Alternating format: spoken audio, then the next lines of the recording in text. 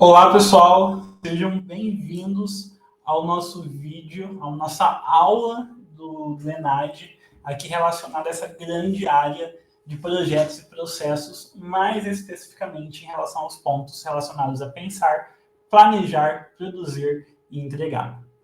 Eu me chamo Felipe Delapria, sou mestre, tenho graduação em engenharia mecânica e em administração, estou fazendo doutorado, sou professor aqui da Unifatesc. Bom, para começar, então, só para vocês entenderem a dinâmica da nossa aula, essa aula vai se dividir em três etapas, né, em três momentos, em que a gente vai falar de três assuntos diferentes, três áreas aí, né, tópicos diferentes. A primeira, começando pelas funções gerenciais, a segunda, pelo planejamento e controle da produção, e a terceira, falando um pouquinho de melhoria no processo. Ao final de cada uma dessas etapas, a gente vai resolver, nós iremos resolver aí, solucionar uma questão estilo ENAD, para vocês já irem pegando aí a dinâmica da resolução da prova. E a gente vai, enfim, debater, ler o enunciado, debater as questões, entender o que pode ser pegadinha, o que pode estar certo, pode estar errado, enfim. E aí a gente vai fazer essa dinâmica, teremos essa dinâmica ao final de cada uma dessas etapas. Bom, começando então pela etapa 1, funções gerenciais. As funções gerenciais, elas estão envolvidas, existem, é necessário esse entendimento em todo porte de empresa, desde das pequenas e microempresas até as grandes empresas e multinacionais. Entender o conceito não é apenas o necessário, você tem que saber aplicar o conceito, isso sim é importante, para que você possa ter sucesso na execução das atividades. O planejamento dessas funções gerenciais vai muito além da liderança, né? Apenas da visão liderança, do coordenador, do gerente, do chefe, do CEO.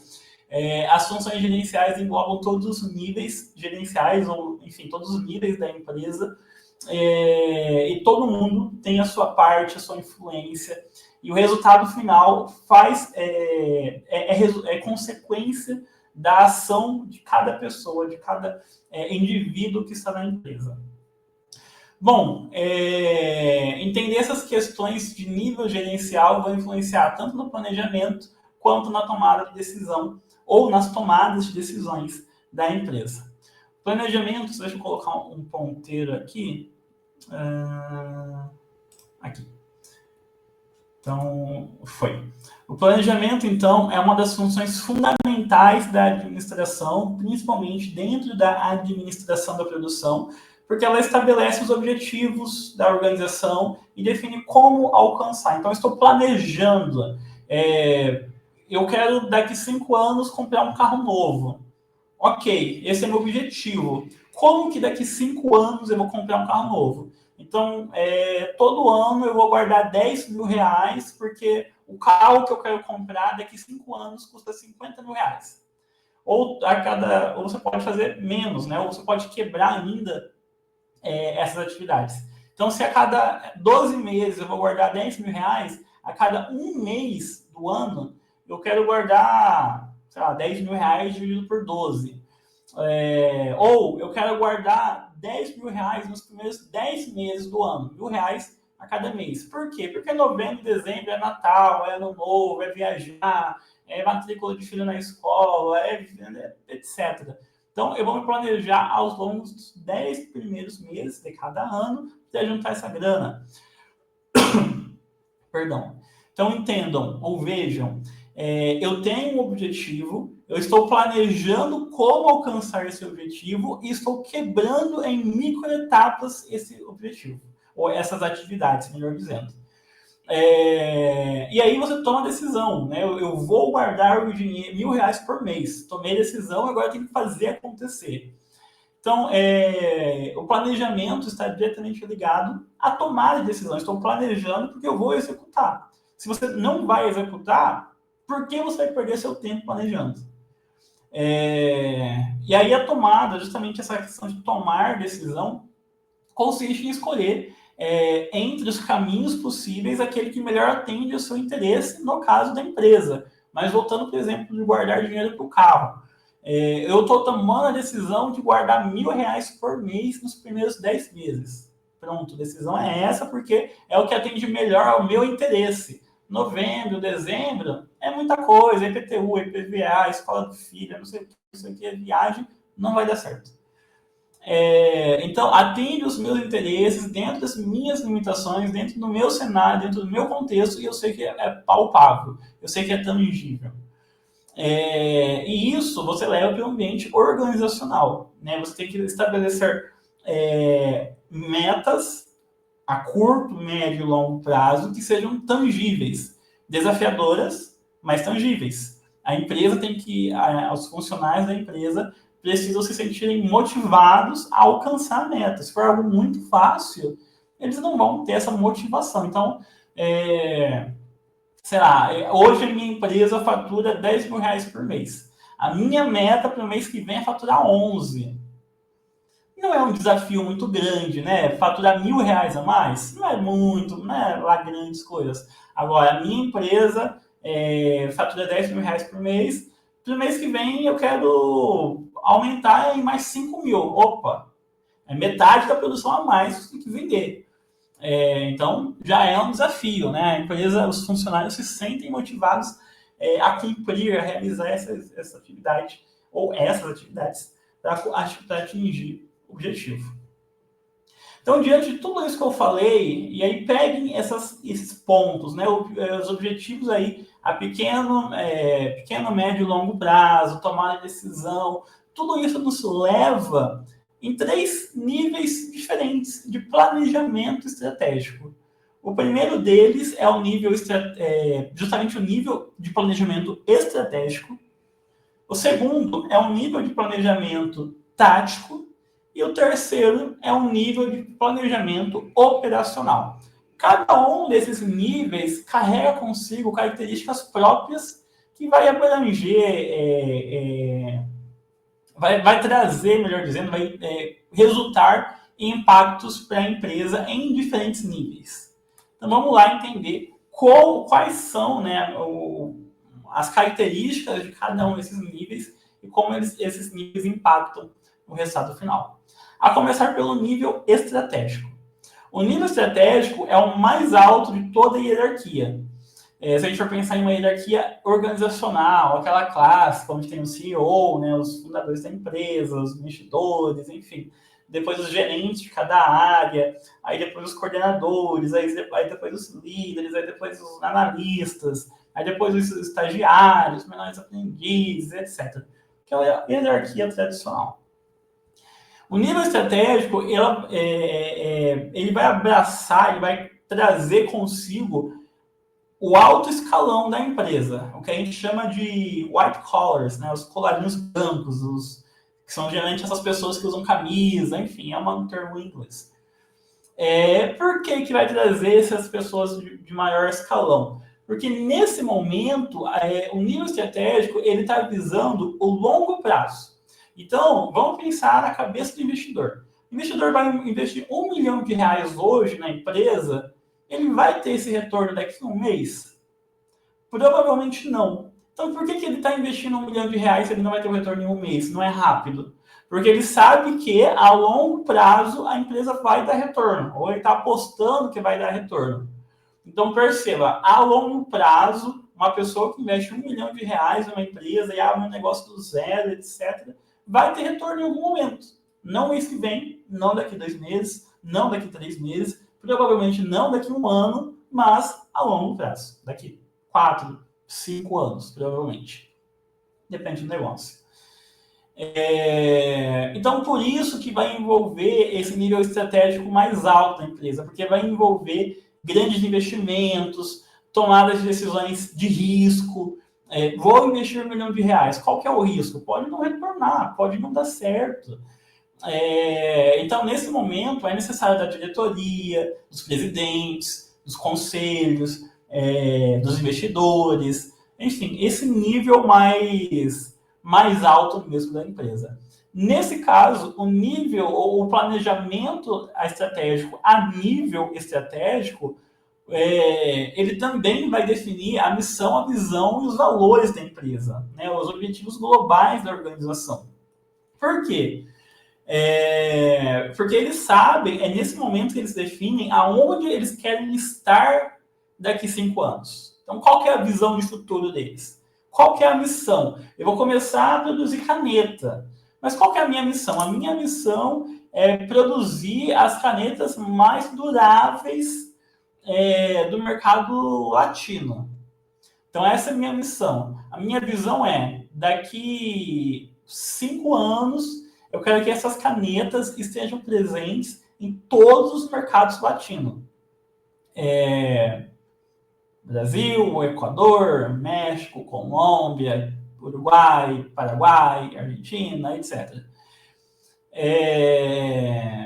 E qual que são os seus valores? Bom, a empresa que fabrica canetas é uma empresa que aprecia e valoriza produções sustentáveis, ecológicas. Então você pode ter isso como valor. E aí você tem que pensar como isso vai refletir na sua produção.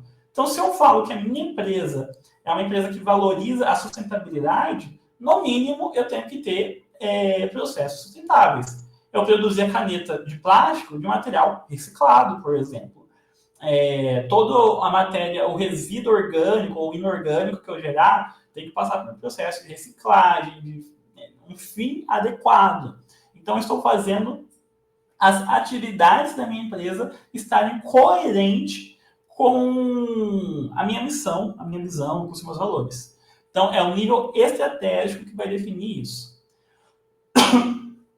Dentro das características, nós temos, então, no horizonte temporal, a gente vai sempre visualizar o longo prazo, geralmente acima de 3 anos, indo até 5 anos. Por que 5 anos? Porque as coisas estão mudando muito rápido. Hoje já existem empresas que fazem esse planejamento a cada 3 anos, o que não era comum há 10 anos atrás, por exemplo. 10 anos atrás, 15 anos atrás, esse planejamento era feito a cada 5 anos, mais rotineiramente, porque as coisas não mudaram tão rápido igual estão mudando hoje. Vai impactar toda a organização, desde o nível mais alto ao nível mais baixo, e vai trazer definições ou decisões políticas, diretrizes estratégicas corporativas da empresa e assim por diante. Um grande exemplo disso é uma empresa que deseja expandir sua produção, sua venda, para os novos mercados. Então, lançamento de novos produtos, fusões, aquisições, investimentos em novas tecnologias. Então, perceba, eu estou falando em investimento, eu estou falando em comprar uma nova empresa, uma nova planta, eu estou falando em variar meu produto. Quem é que vai definir isso? Não é o Joãozinho que trabalha lá no chão de fábrica. Ele não vai definir o investimento da empresa, ele não vai definir se vai produzir um produto novo ou não. É nível estratégico isso. Essas decisões são tomadas aqui, nesse momento. As decisões estratégicas, então, orientam todos os demais níveis. Se o chefão lá está falando que ele quer lançar um produto novo no mercado, ótimo. O setor da empresa de pesquisa e desenvolvimento vai estudar o que deve ser feito. O comercial vai estudar como que vai lançar isso para o mercado. O setor de compras vai estudar qual que é a matéria-prima mais barata. Então, isso influencia toda a empresa. Já o nível tático, que é o segundo nível dentro do planejamento, é um nível de planejamento mais intermediário. Então, se a gente tinha no planejamento estratégico de 3 a 5 anos, aqui no tático a gente vai trabalhar de 1 a 3 anos. Perceba, é um intermediário. Aqui a gente está falando de um planejamento rotineiramente realizado, mais em clusters, mais em áreas mais específicas. Então, nesse caso, se a gente está falando de uma área específica, quem que vai fazer? Ou quais são as pessoas que vão realizar esse planejamento? Geralmente, o gerente ou o coordenador daquela área, junto com seus colegas funcionários ali, porque o planejamento não se pensa sozinho. E aí, obviamente, esses gerentes, esses coordenadores, eles precisam receber as diretrizes. Então, ó, o diretor lá, o chefão, falou que ele quer, daqui a 5 anos, lançar produto novo no mercado. A nível tático, eu vou fazer assim. Daqui 3 anos, eu quero ter 3 novos produtos para que a gente possa avaliar o que a gente vai lançar. Por que até 3 anos? Porque vai ter um estudo para ser feito, criou protótipos dos 3 produtos, 4, 5, vai entender qual que é uma pesquisa de mercado, o que o cliente está interessado. Ele pode não estar interessado em todos, ele pode estar interessado em um só. Vai fazer sentido vender, publicar, produzir todos e não vender, não ter procura para isso? Então tem que ter um tempo para pesquisa de mercado, para se operacionalizar, para criar o processo, enfim, para adquirir tecnologia, matéria-prima, etc. Então, o nível tático é isso. Ele vai pegar o objetivo mestre, ou os objetivos mestres, e vai trazer isso para o dia a dia. Como que eu trago isso para o dia a dia? Então, é um horizonte médio aí de 1 a 3 anos, vai abraçar departamentos, geralmente unidades de negócio, e a decisão, ou as decisões estão mais relacionadas a planejamento de recurso. Então, daqui a 3 anos eu vou lançar um produto novo. O que eu tenho que ter? Eu tenho máquina hoje que vai aguentar uma nova produção, ou vai aguentar esse produto? Eu vou ter que comprar, eu vou ter que investir em gente, eu tenho mão de obra para isso? Vai definir metas setoriais, vai ampliar o setor, você vai comprar máquina, você vai fazer não sei o quê, alocar orçamento, etc. Um exemplo, planejamento de marketing para um novo produto.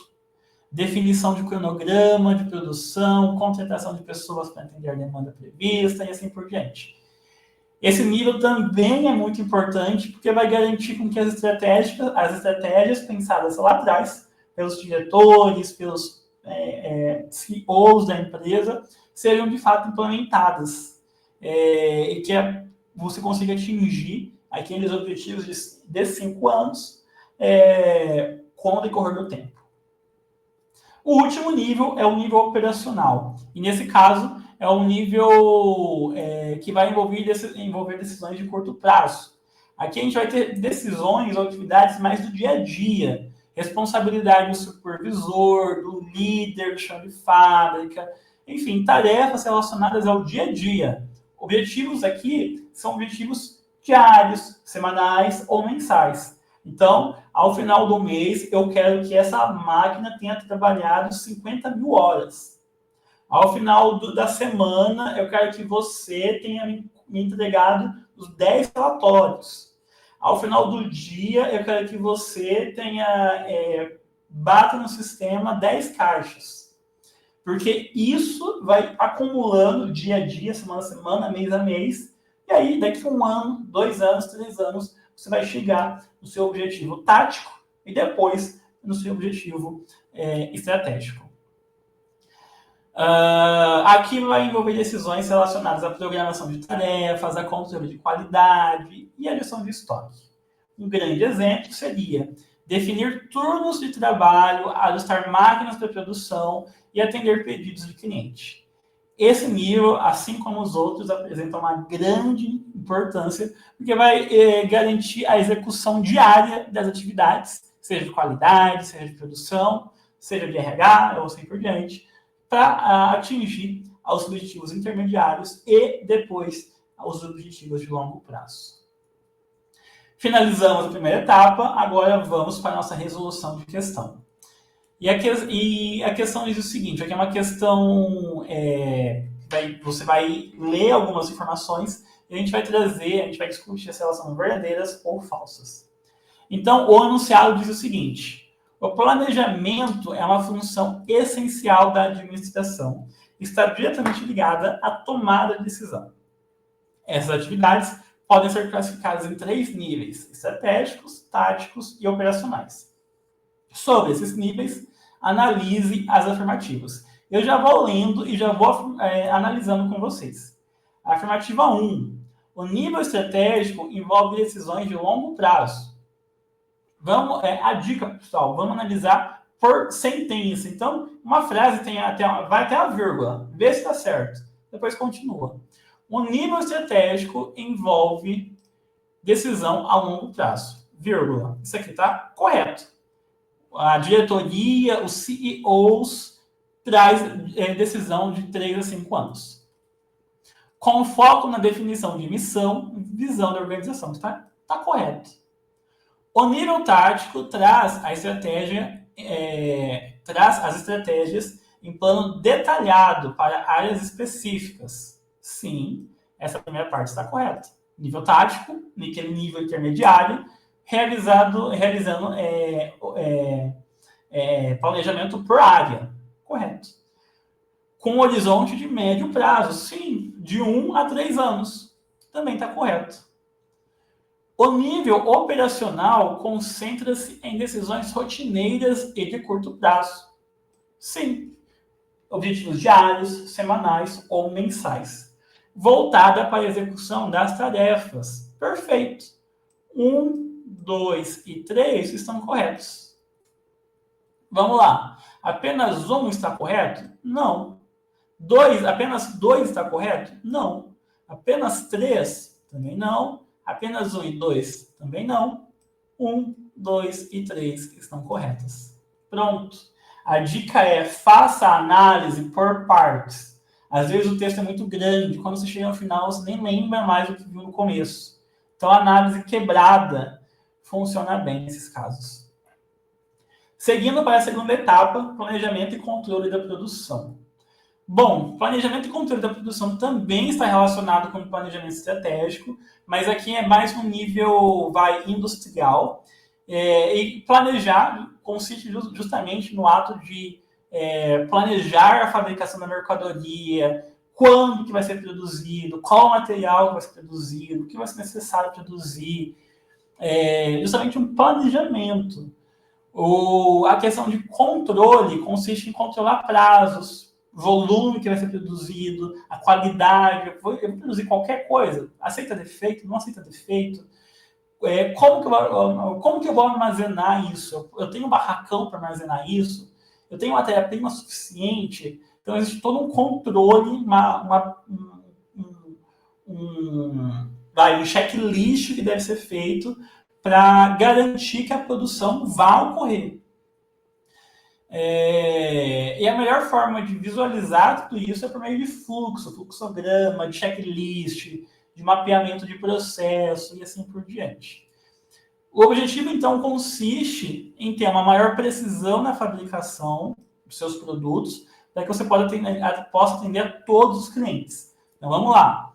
Eu tenho aqui 2 produtos. Produto A atende o cliente 1, produto B atende o cliente 2.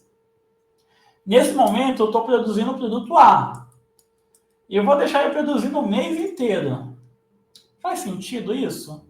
Será que se eu não produzir 10 ou 15 dias do produto A, eu já não atendo a necessidade do mês do meu cliente? Eu abro espaço para produzir o produto B, e aí eu vou atender o cliente 1 e 2 dentro do mês?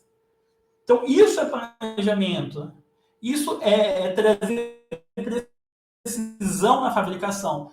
Nem sempre, e aqui eu digo nem sempre, como a maioria das vezes, o estoque é um bom negócio. O estoque é importante para dar maior flexibilidade e poder de ação para muitas empresas, mas se você não tem tempo, a sugestão é: não priorize a produção do estoque. Por quê? Porque o estoque é custo parado, é dinheiro parado. Se eu produzir deixei minha máquina produzindo 30 dias no mês, mas eu vendi a produção de 15. Eu tenho 15 dias de produção parada. Eu tenho um custo que eu não vou conseguir pagar. Eu tenho um custo de funcionário que trabalhou 15 dias nessa máquina e está lá o dinheiro parado, porque não vendeu. Eu tenho um custo de energia, eu tenho um custo na hora da máquina, de aluguel do barracão. Então, o planejar, o objetivo é principalmente na redução de custo, manter um estoque de matéria-prima na quantidade ideal, e aí perceba, matéria-prima, não produto acabado. Matéria-prima você compra, você não gasta muito tempo. Produto acabado, você tem que produzir, e vai ficar lá ocupando estoque, espaço físico, e você pode não vender esse mês, pode vender daqui 2 meses, porque seu cliente, mês que vem, pode não querer. Além disso, o planejamento visa também a melhoria no controle da produção. Então, fatores que influenciam o planejamento e o controle da produção. Capacidade produtiva. É fundamental que a empresa saiba qual é a sua capacidade. Acabei de falar, tem uma máquina que produz o produto 1 e o produto 2. Como que eu vou dividir os dias mês para cada máquina? Né? Então, para cada produto. Produto 1 vai produzir por 20 dias, produto 2 vai produzir por 10. Mas por quê? Qual que é a base lógica da sua conta? Você tem que pensar assim. Então, se a minha máquina produz 20 mil peças dia e eu tenho que produzir 500 mil peças, quanto, né, faz 500 mil dividido por 20 mil, você vai entender quantos dias você vai atingir a produção de 500. Então, você tem que entender qual que é a sua capacidade, como você produz, como você vai distribuir essa produção. Capacidade produtiva. Tem que entender a sua matéria-prima e ter um bom estoque, um bom controle de matéria-prima. Lógico, não vou ter um estoque gigantesco de matéria-prima, sendo que eu não tenho saída para isso. Então, para fazer esse chaveiro, eu tenho aqui uma argola, né? Uma argola aqui. Faz sentido eu ter um estoque de 1 milhão de argolas no meu estoque? Sendo que no mês eu vendo 200 mil peças? Ou seja, eu tenho estoque para produzir esse mês e para mais 4 meses à frente. Faz sentido? Eu estou com tudo isso de estoque, dinheiro parado. Eu comprei, não estou dando saída. Talvez para 2 meses, 3 meses por segurança. Nem precisa ser os 200 mil no terceiro mês, vai 100 mil a mais. Então, entender questão de matéria-prima, entender prazo de entrega, ponto importantíssimo, e padronização dos processos. Então, para eu produzir o produto chaveiro, é sempre o mesmo processo. Hoje, amanhã, depois, ano que vem. Só vou mudar o processo se for para otimizar. Eu tenho que ter um controle. Por quê? Para garantir a qualidade. O que eu estou fazendo hoje é o mesmo que eu vou fazer e entregar amanhã, que é o mesmo que eu vou fazer e entregar ano que vem. Porque eu tenho um processo padrão. Esse processo padrão, ou esse controle de produção, pode ser influenciado por pesquisas de mercado, programação agregada da produção, logística e transporte. Então, pesquisa de mercado. Eu estou entendendo que o meu mercado está reagindo, ele não quer mais comprar o meu produto 1, o meu chaveiro. Eu estou entendendo que o meu mercado quer comprar o produto 2, a minha caneta. Então, os escritórios não estão mais comprando chaveiro, saiu de moda, ninguém mais usa, mas agora virou moda dar uma caneta grafada, com o nome da empresa, com o nome do funcionário. Pronto. Fiz uma pesquisa de mercado, estou entendendo qual que é a tendência e é nisso que eu vou focar. Programação agregada, entender a demanda, elaborar um programa de produção, ter um bom controle, uma boa visão, é tudo que a gente já comentou aqui. E logística e transporte é um ponto muito, muito importante. Não adianta eu produzir o que o meu cliente quer, mas demorar um mês para chegar até ele. Ele quer daqui uma semana. Então, ter um bom controle logístico, uma boa transportadora aliada à sua produção, caso você não tenha transporte próprio para isso, né? É importante. E mesmo que você tenha transporte próprio, será que o seu transporte próprio supre toda a sua produção? Será que não vai faltar, não vai atrasar alguma coisa? Vai ter que alugar, terceirizar um serviço? Enfim, temos esse ponto. Dentre as ferramentas que podem auxiliar nesse processo, nós temos o MRP, MRP1 e MRP2. Nesse caso, o MRP significa Materials Requirement Planning. E é uma ferramenta, uma ação responsável em planejar quais materiais serão necessários para a fabricação do produto. Então, para fabricar o chaveiro, eu vou precisar de uma parte metálica, de uma parte de couro, dessa argola. Pronto. Preciso, é isso que eu tenho que comprar. Qual que é o volume? Vou entender com base na minha pesquisa de mercado, vou entender com base no meu histórico, vou entender com base nos meus pedidos. E existe MRP2 ou MRP2, enfim, Manufacturing Research Planning. Então, Requirement e Research são diferentes. O MRP2 é utilizado para assegurar que as necessidades de recurso serão atendidas. Então, eu estou falando de material. 2, eu estou falando de recurso. Material, mão de obra, equipamento, recurso, mão de obra, equipamento, matéria-prima. Então, eu sei que eu tenho que produzir, eu sei o que eu tenho que produzir, mas eu vou ter máquina disponível para isso? Eu vou ter funcionário no pé da máquina fazendo armazenamento na caixa para isso? Eu tenho recurso para isso? Então, são 2 ferramentas aí importantes para serem atendidas ou estudadas. Existe ainda o ERP ou ERP, Enterprise Research Planning, e aqui é um software que integra todos os departamentos da empresa por meio de uma única plataforma. Muitas empresas utilizam, por exemplo, o SAP. SAP é uma ferramenta que faz toda essa integração.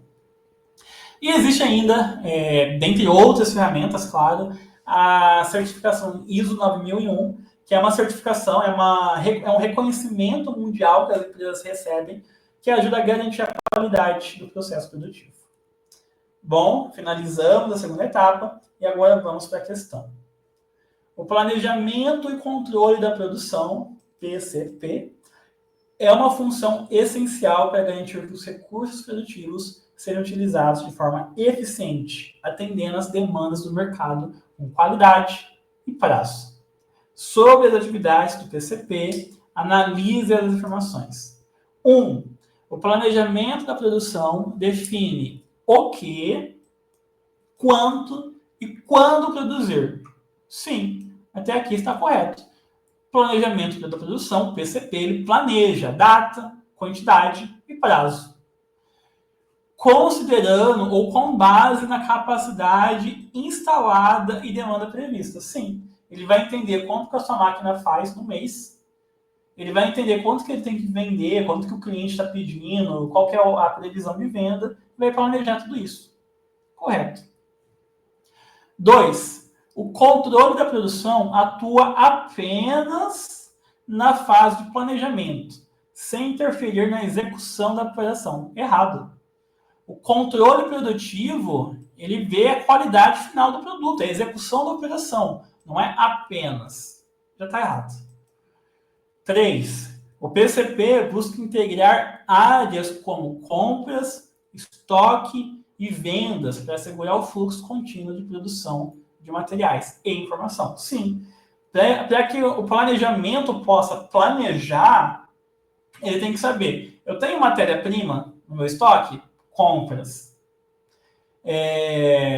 Eu tenho que vender esse produto. Eu tenho que produzir esse produto ou eu já tenho no meu estoque? Se eu já tiver, eu vendo o que eu tenho. Estoque. Vendas. Planejamento. Opa, eu tenho aqui, ao final do mês, 20 horas de hora máquina parado. Vendas, pessoal de vendas, vamos lá, tem que vender. A gente não pode deixar a máquina parada, tem que produzir, tem que vender, vamos lá. Então, está correto. 4. O planejamento agregado é uma etapa de PCP que visa equilibrar capacidade e demanda em médio prazo. Corretíssimo. E 5. O sequenciamento da produção é uma atividade típica do planejamento estratégico. Sequenciamento da produção, atividade do dia a dia, é uma atividade típica do planejamento estratégico? Não, né? A atividade do dia a dia não faz parte das decisões do alto escalão. O alto escalão é visão daqui 5 anos, não a atividade do dia a dia. Então, já está errado. Resposta correta, então, só voltando, 1, 3 e IV. Apenas 1, 3 e IV estão corretas, já é a letra A. Apenas 2 e V não, nem 2 e nem V. Apenas 1 e 2, 2 não está correto. Apenas 1, 2 e V, 2 não está correto. Todas são corretas? Não. Então, já temos aqui a resposta. Caminhando para a última etapa da nossa aula, melhoria no processo. Bom, a melhoria no processo envolve ferramentas que vão otimizar o nosso processo produtivo. Uma dessas ferramentas é o empowerment. O empowerment, fazendo uma tradução literal, é empoderamento.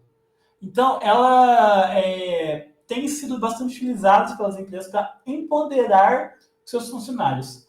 Mas eu estou falando de empoderar e não de autonomia. Apesar de ter, sim, autonomia envolvida, são conceitos diferentes. Aqui o empowerment é muito mais abrangente. Então, ele traz, sim, autonomia, tem, mas ele vai numa abrangência muito maior.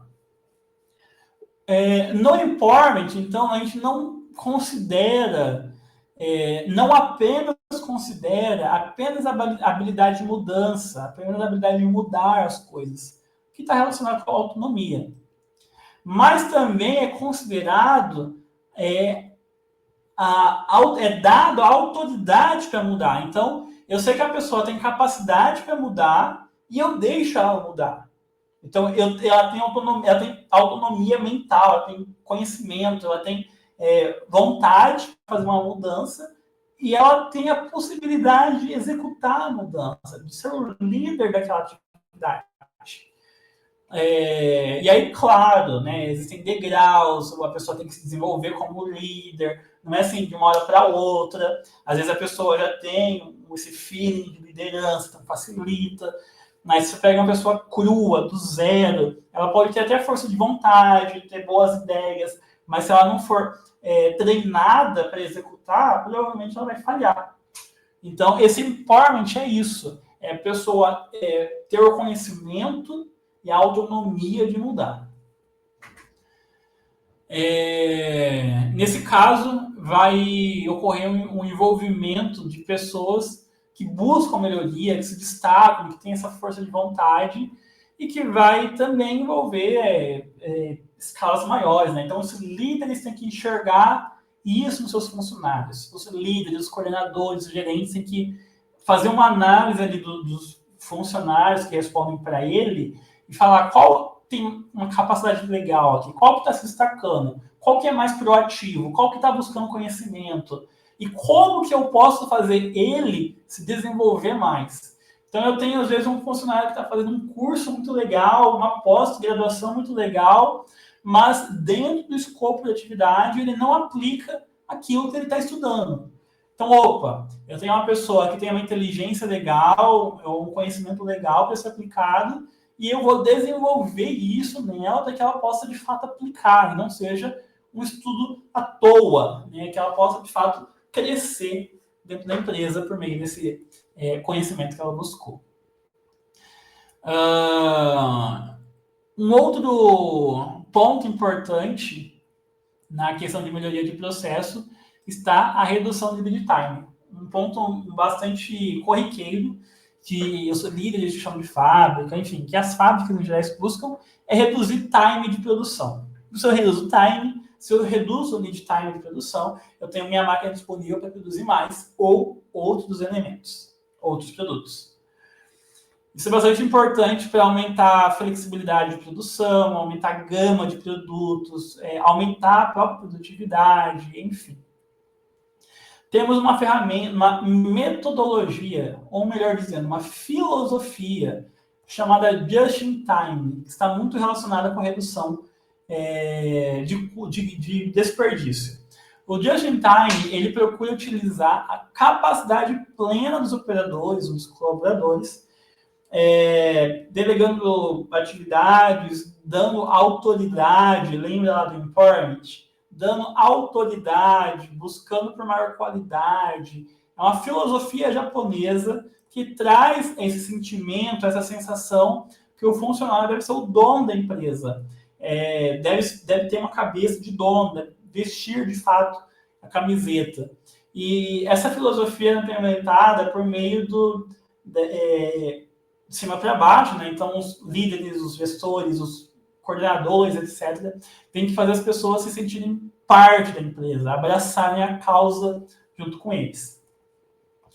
Em um sistema just-in-time, em que a qualidade é importantíssimo, porque reduz retrabalho, então aumenta a produtividade, os colaboradores têm autoridade para parar um processo ou uma produção se eles verem que não está legal. Por que ele vai deixar produzindo se não está legal? Vai ter um retrabalho depois. Então, existe uma autoridade, né, um certo nível de autoridade que eles podem executar, corrigir falhas, pedir ajuda, enfim. É uma filosofia bem legal de ser implementada. Temos ainda o Kanban, que também é uma metodologia aí de origem japonesa, assim como o Just-in-Time, que significa marcador, numa tradução literal ali. Hoje, nós utilizamos o Kanban com cartão, com sinal, com placa, com aviso sonoro, ou qualquer outro dispositivo que nos avise o seguinte: opa, sinal vermelho aqui, hein? Opa, tá acabando. Opa, alerta. Aqui tá legal, pode continuar. Então, você utiliza uma luz verde, uma luz vermelha, uma luz amarela, um cartão verde, um cartão vermelho, um cartão amarelo, para indicar a ordem das coisas. O objetivo do sistema é assinalar a necessidade de mais material, ou de menos material, ou de maior atenção, ou de menos atenção. Por exemplo, deixa eu ver se aqui tem um exemplo. Eu tenho um quadro de planejamento. Eu tenho para fazer aqui 1, 2, 3, 4, 5, 6, 7, 8, 9 atividades para fazer. Eu não vou fazer tudo isso agora. Eu sou uma pessoa só, eu faço uma atividade por vez. Qual que é a minha emergência? Aqui, ó, vermelho.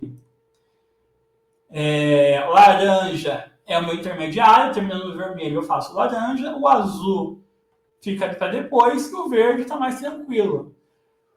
Então, é um sinal visual do que deve ser priorizado. E agora, para finalizar, a gente vai para a resolução da questão final. Vamos lá. Essa questão, ela não é como as outras, ela é de uma alternativa só. Então, a gente vai ler todas e julgaremos. Iremos ler todas e julgar cada uma delas. O texto diz o seguinte: uma empresa do setor automotivo está passando por uma reestruturação em seus processos produtivos, com o objetivo de aumentar a eficiência e reduzir desperdícios. Para isso, adotou práticas como o empowerment dos colaboradores e redução no lead time, o sistema just-in-time e o uso de Kanban. Com base nessas informações, assinale a alternativa que melhor representa os impactos esperados dessa prática na gestão da produção. Então, pessoal, perceba, eu estou destacando com vocês pontos importantes. Por quê? Porque o texto é grande. Facilita, você consegue voltar o olho e saber o que está pedindo, de fato. O que está pedindo aqui? Os impactos esperados com base no que foi implementado. Pronto, é isso. Então, alternativa A, impacto. O empowerment tende a centralizar as decisões. Não. Na autogestão, não. O empowerment, ele dá autoridade, não centraliza. Então, aqui já está errado. A redução do lead time e o just-in-time visam aumentar o tempo de produção. Não. Redução de lead time, redução de tempo de produção. Just-time, redução do tempo. Não vai aumentar tempo de produção, vai reduzir tempo. Já está errado. C. O Kanban auxilia no controle do fluxo de produção. Sim. Sinal vermelho, alerta sonoro, sinal visual, etc. Enquanto o just-in-time busca produzir apenas o necessário, no momento certo, reduzindo estoque. Sim, é isso mesmo. E sabemos que a letra C está certa, mas vamos ler as outras. Letra D. O empowerment reduz a autonomia dos colaboradores, dificultando a tomada de decisão? Não. Muito pelo contrário, ele aumenta a autonomia. A adoção do Just-in-Time e do Kanban tendem a aumentar os custos operacionais? Porque há uma necessidade de maior estoque? Não, pelo contrário. O Just-in-Time prega a redução de estoque. O Kanban é para reduzir custo, eu vou priorizar o que deve ser feito. Errado. Então aqui, ó, já temos a resposta correta. Dessa forma, pessoal, nós finalizamos aqui esse aulão dessa temática tão importante para o ENAD. Vejo vocês na próxima oportunidade. Muito obrigado e até a próxima. Até mais.